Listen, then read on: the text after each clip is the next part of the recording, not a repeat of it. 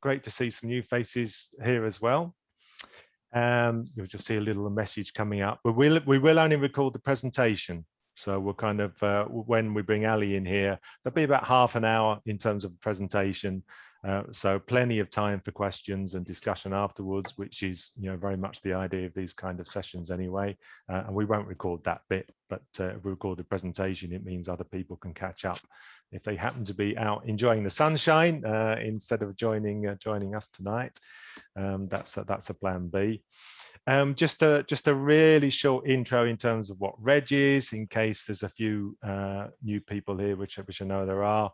Primarily, and I put these two in bold, it's a forum for local groups. I was trying to count up the other day. I think there's at least a dozen pretty active and interesting groups inside Rydale that are tackling the environment or environmental issues in one way or another, doing some fantastic work. And at Rydale level, part of our main mission really is to help them, to provide this kind of forum, to help them learn from each other, work together, plug them into the right places and connect with the right people, help them to succeed, help them to get started. So that's a big part of what we do at Rydale level. We do some stuff ourselves beyond that, so public meetings like the REG talks. We were talking a little bit, having a virtual eco fair and an in-person eco fair, hopefully pandemic permitting, in September. So watch this space for more on that. But beyond that, we just help then behind the scenes with publicity. We've got a Facebook page and a website. I'll put some links into chat as soon as I've handed over to Ali. And just a sample there, an example of some of the things we do. Some of the groups, they're really active in litter picking, bring and take days. Of course, been a bit quiet on that because they've been a physical thing, but they're going to get up and running soon. We've got a couple of villages having repair cafes, really good work with charging points being installed, even things like a thermal camera initiative they have in Kirby, where people can get a scan of their house, see where they're losing heat. Various kind of mini alternative recycling schemes to supplement what the council does. Very active, I guess it's that time, Peter, right? Soon for fruit juicing. Making the most of local produce and turning it into juice. Some cracking food share schemes and probably a lot more. So that's the gist of it. Mostly we're just a network of a lot of fantastic groups that get involved in this in the local area.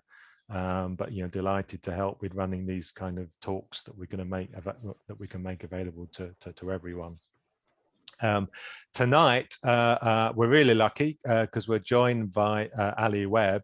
If I let me just spot myself, let me find you, Ali, and I can spotlight you as well. Everybody can see you. So good to have you here. Welcome. Thanks for having me, Paul. Yeah, good to be here. You might noticed already, and I asked this question before, but if I'm not mistaken, it looks like you're joining from a boat, Ali. So. Indeed, I am. Yes, I live on a houseboat in London, so yeah, struggling to keep it cool at the moment. But no, an enjoyable way to live. I'm sure it is. That sounds fascinating. But your internet's holding up for the moment anyway, so that's good. Good. How long have you been involved in climate change issues, Ali? About a year, really. So, like Edward was saying, it was during lockdown. Last year, I escaped London and spent the first 4 months of that initial lockdown back at my childhood home, where I kind of really reconnected with nature. I was lucky to grow up in the countryside and have nature on my doorstep, and really this period of 4 months was the first time since childhood that I'd been able to kind of really connect with nature and the landscapes in a sort of a deeper way again. Morning walks to cope with the stress of lockdown, sitting with the sheep and listening to the bird song and climbing the trees. And yeah, I really became just concerned for these ecosystems that are under threat. And seeing the news, for me, it was hard just to keep turning a blind eye. So I trained with Al Gore and the Climate Reality Project to sort of get up to speed. And since then, I've been delivering these kinds of presentations and workshops and kind of spreading the word as best I can. Sounds great. Sounds great. And then perhaps one final question, because you set yourself an interesting challenge for this year, right? Say a bit more about that. Yeah, so early on this year, I came up with the idea for a sort of little campaign, a little challenge to deliver 26 of these types of events for COP26. So 26 events by November. And as part of that, to try and inspire 546 actions, which is 21 for 2021 times 26 for COP26. And this is the 9th event so far. So we're a little over a third of the way there. And yeah, just looking to continue spreading the word and doing what I can in this crucial year. Brilliant. Sounds fabulous. Right. All right. Well, I'll hand over to you. As Peter says in chat there, do line up some questions in chat as we go along, but we will take those kind of just at the end, and then you develop that into a discussion afterwards. So take it away, Ali. Fantastic. Thank you very much, Neil. Before I start, can everybody see those slides okay? Yeah. Looks good to me. Fantastic. Yeah. Brilliant. Good stuff. So here we go, our last best chance.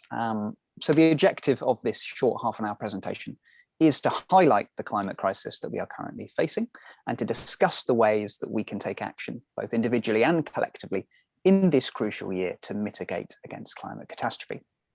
Now, it's impossible to cover everything in the 30 minutes or so that we've got, but here is what we are going to look at.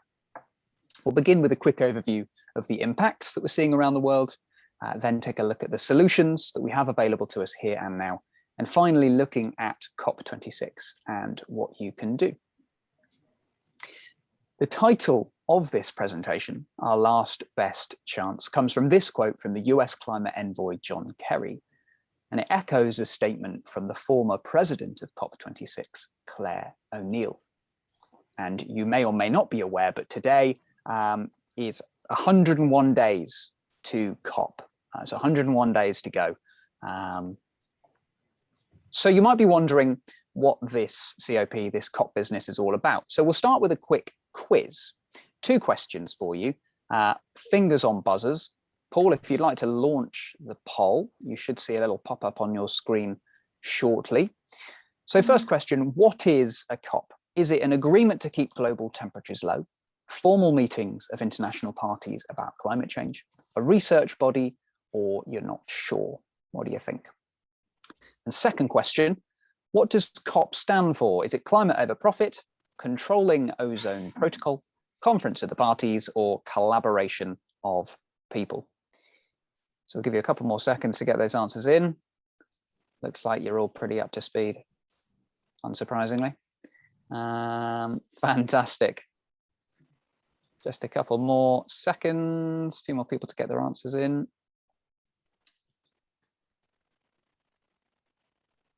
Alrighty, fantastic. So let's have a look. How have we done? All right, pretty bang on the money. Almost 100% for everybody. So yeah, nicely done. Awesome. Okay, thank you very much for that, Paul. So here's another acronym for you, and it'll be the last one for a little while, promise. The UNFCCC, which you may be familiar with, is the United Nations Framework Convention on Climate Change, which aims to prevent dangerous human interference with the climate system. Now, COP meetings are attended by countries that signed that UN convention, and the aims of each summit are to review national communications and emissions targets, assess the effects of measures taken, and analyze the progress made in achieving the ultimate objective of the convention, which is to prevent dangerous human interference with the climate system. Now, as you'll know, in December 2015 in Paris, every nation in the world agreed to work together to achieve net zero greenhouse gas emissions by mid-century, and this was COP21. In 2021, later this year in Glasgow, is the 26th meeting, hence COP26, and it will comprise the most important climate negotiations since that Paris Agreement.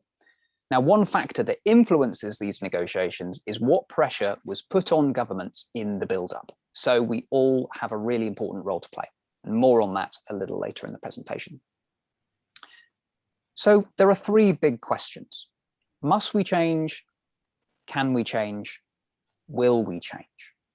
Let's take a look at that first question. Must we change? Now, the scientific community has been telling us for a very long time that yes, we must change. And I know you already understand how the greenhouse effect works, so we'll skip over this part. But I want to remind you of this scary fact. We are putting 152 million tons of man-made global warming pollution into the atmosphere every single day. And it's building up, it's trapping heat.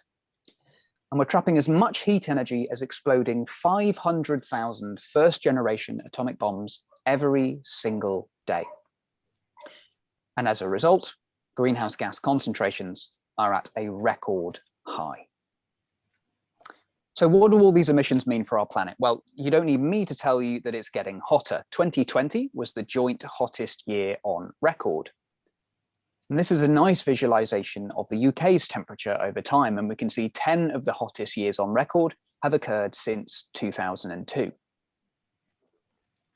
Last summer, we had the hottest week since 1961, 6 days of plus 34-degree temperatures.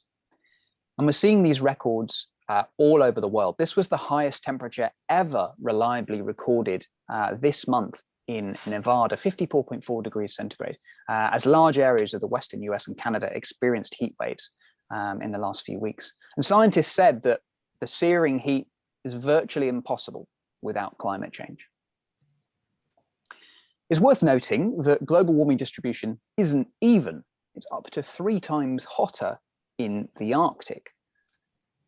So last month, temperatures were about 20 degrees centigrade hotter than average for this time of year in Siberia. The melt season there got off to a record-breaking start. And this same differential change is affecting many of the Earth's systems, like the jet stream. It's becoming much wavier. And when it becomes disorganized, it has an impact on the entire globe. Here you can see the frigid air in purple is being brought down from the North Pole.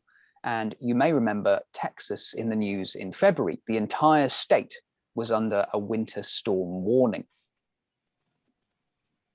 A similar wavy jet stream caused an area of low pressure to become trapped over Germany, Belgium, and the Netherlands just last week.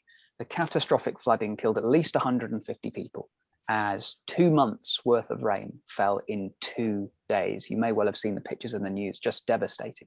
And scientists are saying that these slow-moving storms will become more and more likely. And just this week, the Chinese province of Henan saw 8 months of rain fall in 1 day. This was a 1 in 1,000 year event. Again, some horrific photos that we're seeing in the news. Not long ago, the Philippines was hit by super typhoon Goni, which was supercharged by warmer waters over the Philippine Sea. It was the world's most powerful storm in 4 years. And it had a devastating effect on local farmers, illustrating the point that the poor are often the first victims. Now, the same extra heat trapped by rising levels of greenhouse gases also causes more drought.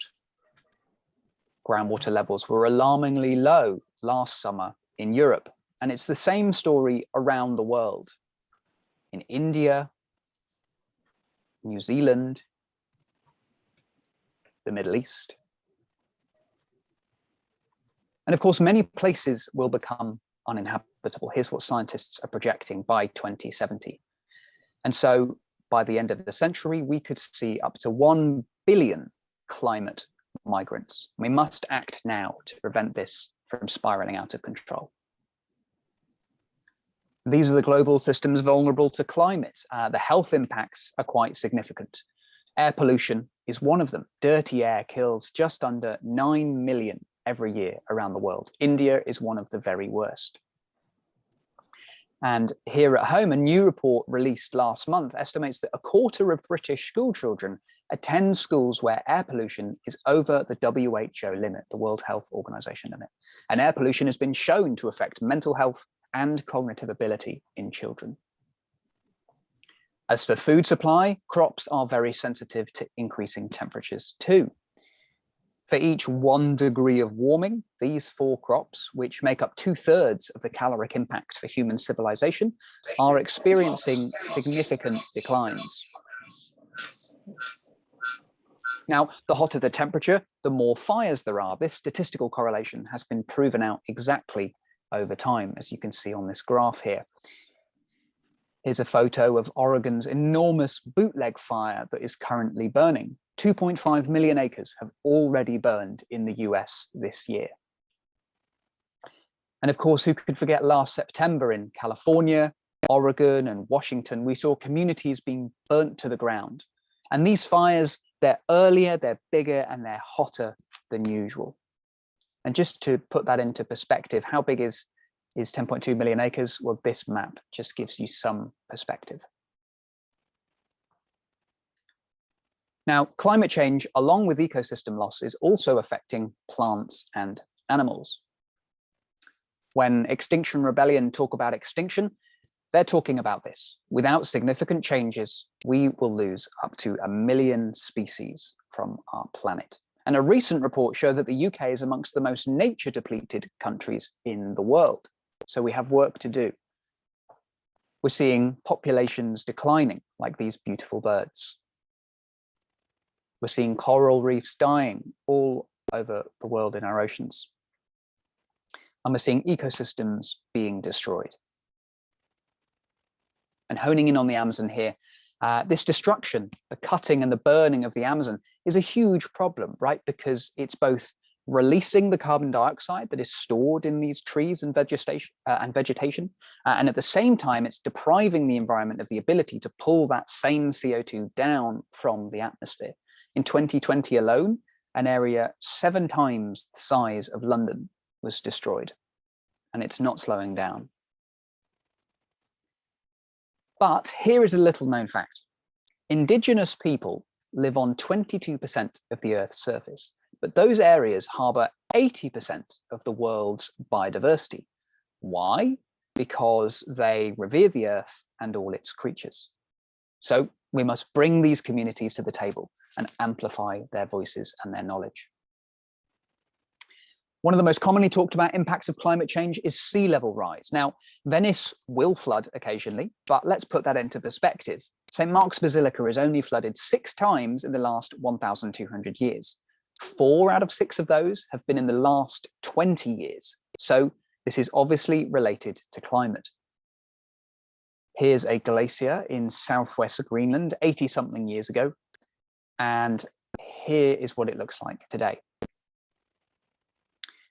And so low-lying Pacific Island nations are bearing the brunt of this sea level rise. Kiribati was the first nation in the world to buy land in another country so that its people have somewhere else to go when their homes are submerged. And returning to Venice quickly, this is somewhat ironic. The council were meeting there in 2019 to debate whether or not they should take action on our changing climate. And they adjourned that meeting having decided not to do anything. And 2 minutes later, the chamber flooded. But in all seriousness, these extreme weather events are becoming more and more frequent, which is damaging biodiversity, it's damaging livelihoods and economies. Extreme weather cost the global economy £1.8 trillion in the last decade.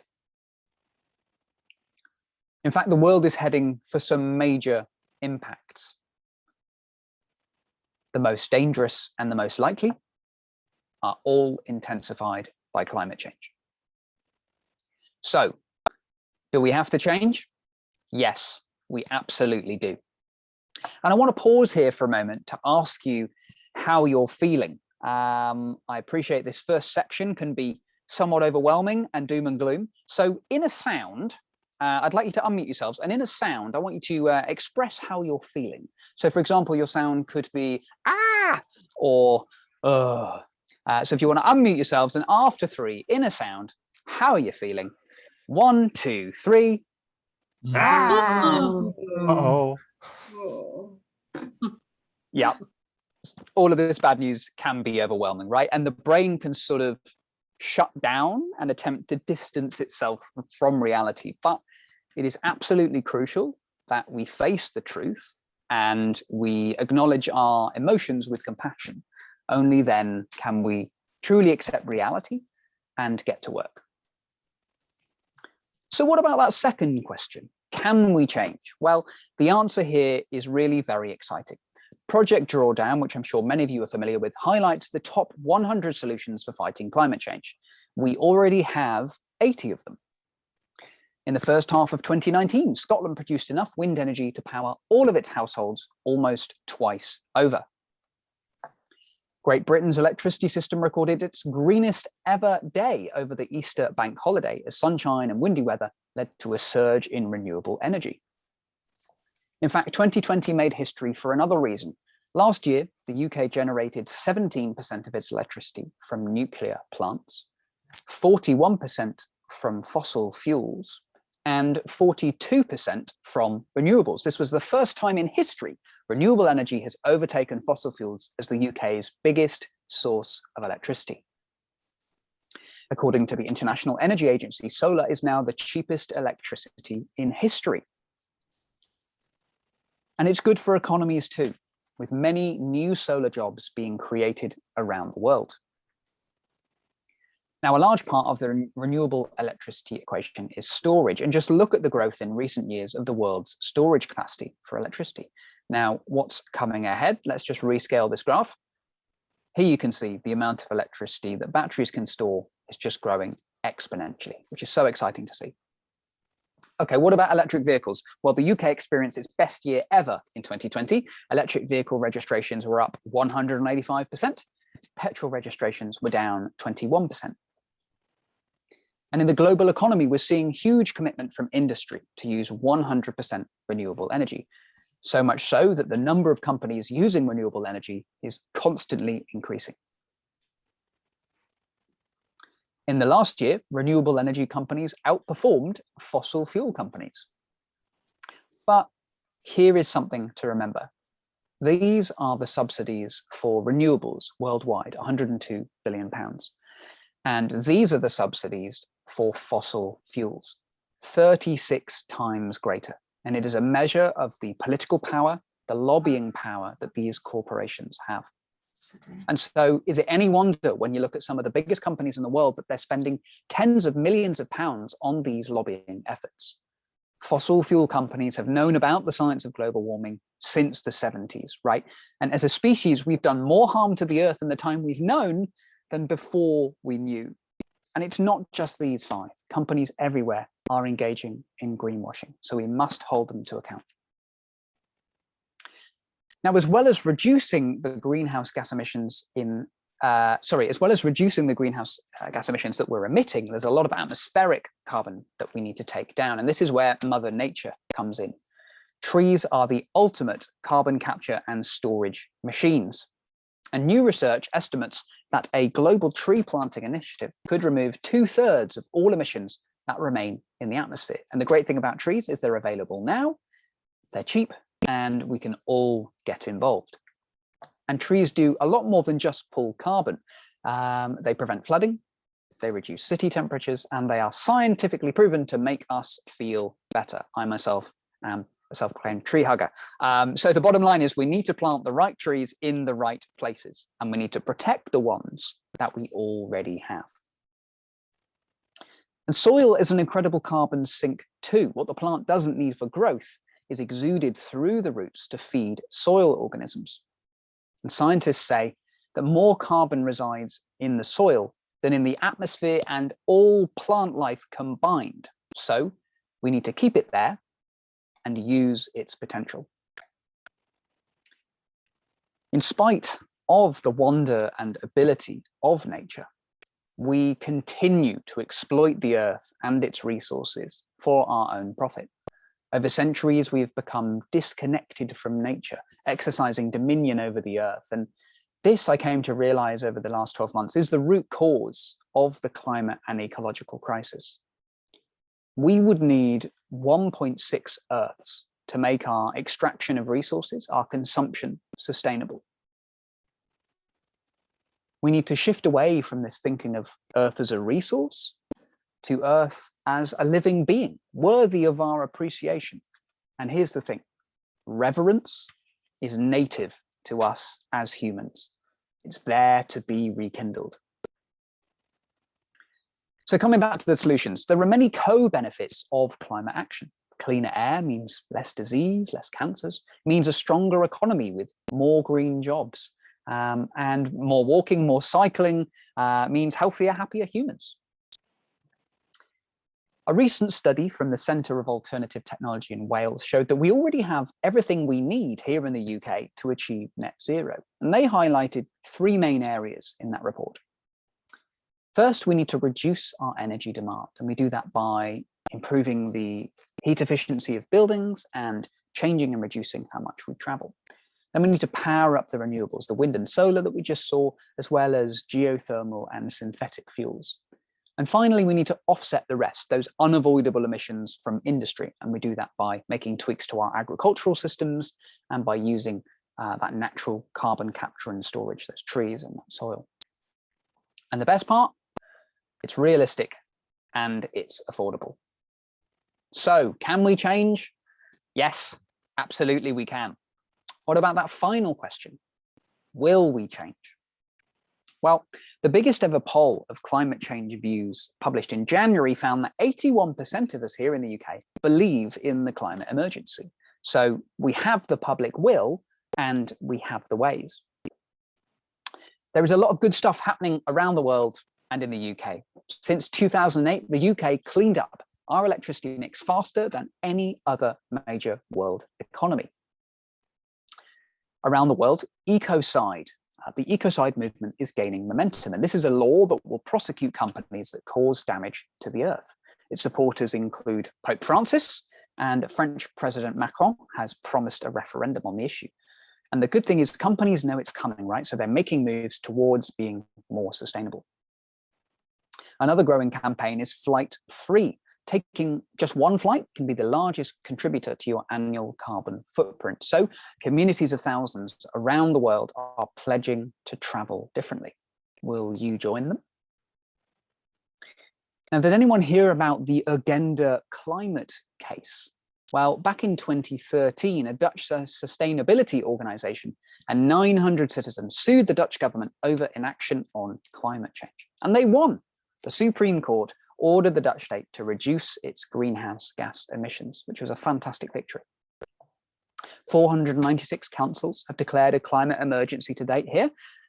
That represents over 91% of the population. And of course, good news from across the pond. The 46th President of the United States, Joe Biden, actually believes in the science of global warming. He has one of America's most ambitious climate change plans ever. And as of February the 19th, the states are back in the Paris Agreement. So with all this good news, why do we even need COP26?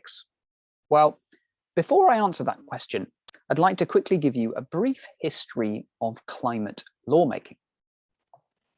1972 was where it all began. In Stockholm, 114 governments reached an unprecedented level of agreement to protect and improve the human environment. Then in 1988, the United Nations Environment Programme and the World Meteorological Organization established the IPCC, the Intergovernmental Panel on Climate Change. Then 4 years later, countries joined the UNFCCC, the International Treaty to Combat Climate Change that we discussed at the beginning of this presentation. Fast forward to 1997 and the Kyoto Protocol. This was the first subsidiary agreement to the UNFCCC, in which developed countries are legally bound to reduce greenhouse gas emissions by 5% below their 1990 levels. And this entered into force in 2005. And finally, the Paris Agreement was the second subsidiary agreement to the UNFCCC, which seeks to accelerate and intensify the actions and investment needed for a sustainable, low carbon future. The Paris Agreement defines a collective long-term objective to hold the greenhouse gas-induced increase in temperature to well below 2 degrees centigrade, and to pursue efforts to limit the temperature increase to 1.5 degrees centigrade above pre-industrial levels. All nations are required to set emissions reductions targets called nationally determined contributions, or NDCs, consistent with their level of development and technological advancement. And this is all legally binding. Now, why these temperatures of 1.5 and 2 degrees?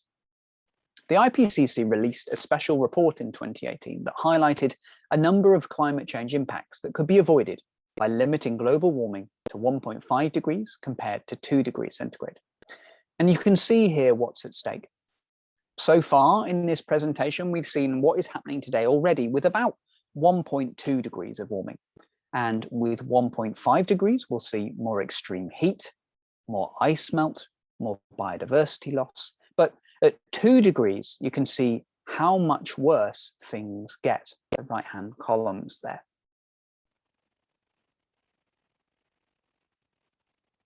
So what are the chances of the world achieving the aims that the IPCC has outlined and limiting temperatures to 1.5 degrees? Well, this chart sets out the stark reality that we face. Under business as usual, with no emissions limiting policies in place, we'd be heading for 4 to 5 degrees of warming. And this would be catastrophic, right? It would bring unthinkable consequences to our planet. Based on what has been implemented to date, we're looking at 3 degrees of warming above pre-industrial levels. And this too would be devastating. Forests would become net carbon emitters, crops would fail, and so much more. The unconditional pledges and targets that governments have made would limit warming a little lower, but there remains a substantial gap between what governments have promised to do and the total level of actions they have undertaken to date. Furthermore, both the current policy and pledge trajectories lie well above Paris Agreement emissions pathways that you can see there at the bottom in green. And let me remind you of what's coming at 1.5 degrees or 2. It's bad news. So we need to work as hard as we can to mitigate these impacts as fast and as much as possible. So to answer the question, why do we even need COP26? It's because there is still lots of important work to do. Okay, so what happens in the run-up to COP26? Well, each country's nationally determined contribution needs to be updated. And this process happens every 5 years, the last update being at COP21. Here is a map showing the status of the NDC update progress. As of 2 days ago, 63 countries have submitted new targets.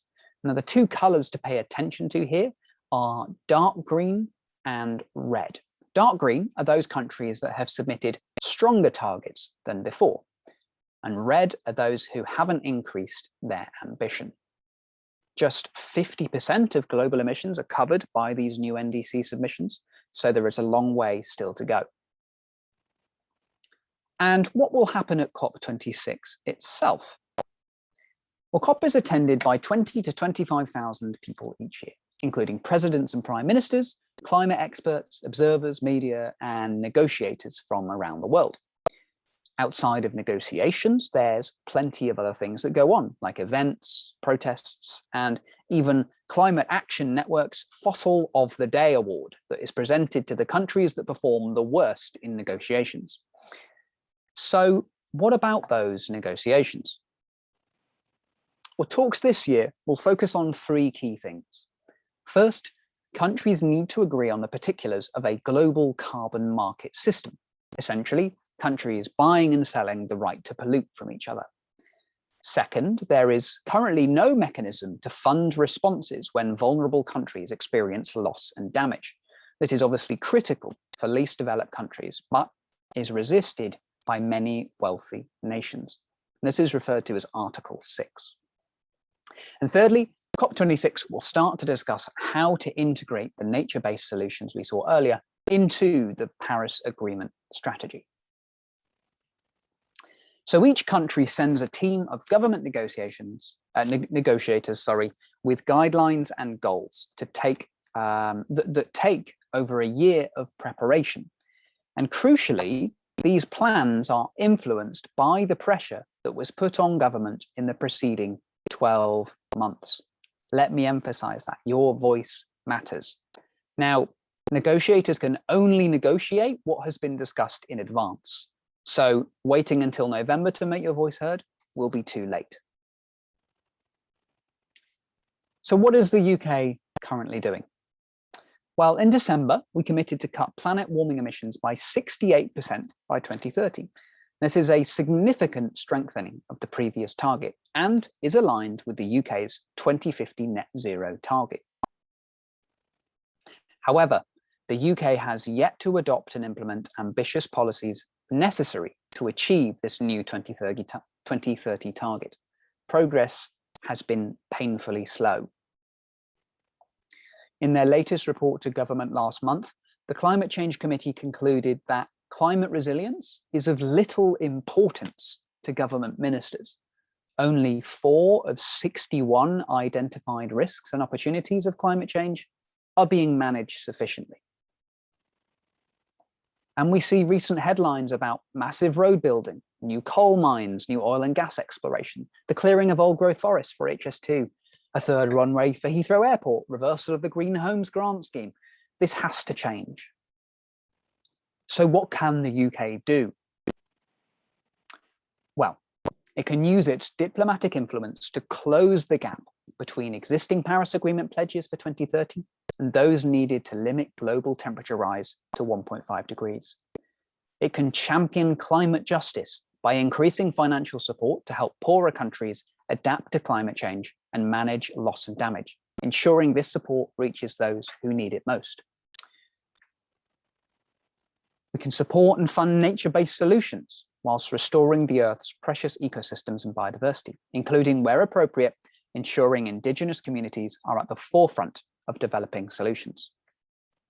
The UK can stop all new support for fossil fuels, both here and overseas, phase out existing investments, increase support for clean energy systems, and help deliver universal access to energy. And finally, we can get our own house in order, enact new policies, laws, and investments to put us unmistakably on the path to a just transition, reducing our carbon emissions as soon as possible. Now, what can you do? Well, we need both individual and collective action. We shouldn't underestimate the power of personal lifestyle changes when added together, and collective action is crucial too, to see the necessary systemic changes. So let's start by taking a look at individual action. Now, I want to start with a question. Where are you on your climate journey? Is your carbon footprint close to zero? Are you making changes to reduce your carbon footprint? I imagine, given you're part of the REG, you probably are. But yeah, just take a moment to reflect on where you are in that journey.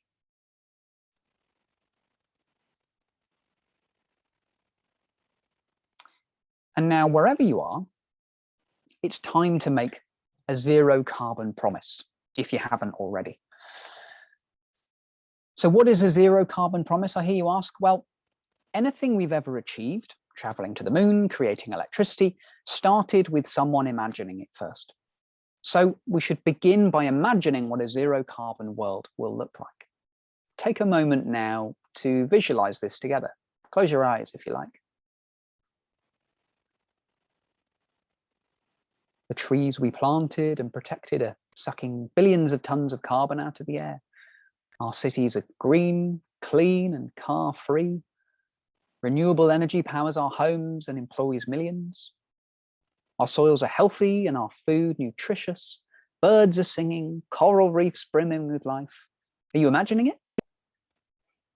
Next, calculate your carbon footprint to find out where you stand. Use an online calculator and keep measuring every 6 months. This is the crucial part, right? We don't just measure once, we keep measuring and improving. Then pledge to permanently reduce your personal carbon footprint to zero during the 2020s. The earlier, the better. In practice, this means reducing levels to between 1 to 2 tons of carbon per year, as this is an amount that the Earth's natural system can deal with. And finally, act. Find the ways that come naturally to you, understand the big pieces of your carbon footprint, and explore strategies to reduce them over time. But to start, calculate. Remember, what gets measured gets done. Now, you are all engaged with the climate movement already, so I'm sure a lot of this isn't news to you, but just in case any of these suggestions from this menu of actions spark any ideas, I'll just run them very quickly. So do you know what your stocks and shares, your pension plans are invested in? What about nudging your friends and your family too? We all need to divest from fossil fuels and move our money out of banks that fund climate change. Can you plant trees or donate your time or money to organizations that can on your behalf? Can you change your habits around fast fashion? Make secondhand a trend, buy things that last and only buy what you need. It's about consuming less and consuming consciously. You can drastically reduce your bills and your carbon footprint by ensuring your home is properly insulated. Perhaps you could team up with your neighbors to reduce the costs. This is one of the biggest things you can do. Better yet, go veggie or vegan. But don't just change your dinner plate, change others too. Perhaps you could ask for a vegan option at your local restaurant. This has been pretty easy so far given the pandemic, but the emission savings are enormous. Take the train, enjoy slow travel or holiday closer to home. Spread the word to your friends, your family, your colleague, the wider public. Sounds like you're already doing that, but keep it up. Switch to a green energy tariff at home and in the office too, if you can. Try to compost your food scraps to avoid methane buildup in landfill, and walk, cycle, skateboard, take public transport. Car sharing is another great option. We humans make an average of 500 choices per day, times 500 by 8 billion people, and that's 400 trillion choices every single day. So let's make them good choices. To see impact on a global scale, we need to act collectively to pressure and change the system. It's important to exercise your rights as a citizen, vote for green policies, use your purchasing power to send a message to corporations. But more importantly, let your MP know that you want change. We've seen that governments aren't doing enough and that public pressure can influence decision-making for COP26. So if you can, engage with your local politicians and encourage people around you to do the same. Hope for the future offer fantastic free training on how to engage your MP. And they have this tried and tested approach, as well as template letters on their website. And I think Paul will pop a link there to that website, and I really encourage you to check it out. And here's an action you can all take right now. The Climate Coalition, of which Climate Reality is a member, have a declaration ahead of COP26 urging Boris Johnson to create a cleaner, greener, fairer future. And there'll be a link again in the chat, so you can read that declaration and add your voice to the 145,000 who have already signed. So to answer that final question, will we change? Yes, I believe we will. What an incredible time to be alive. What an incredible opportunity and a gift to be the generation of people that can turn the corner before it's too late. Now, in 10 years' time, we will probably have missed that window, but it's not too late today. Thank you very much for listening. Fabulous. Thank you very much, Ali. Wow, what a lot to take on.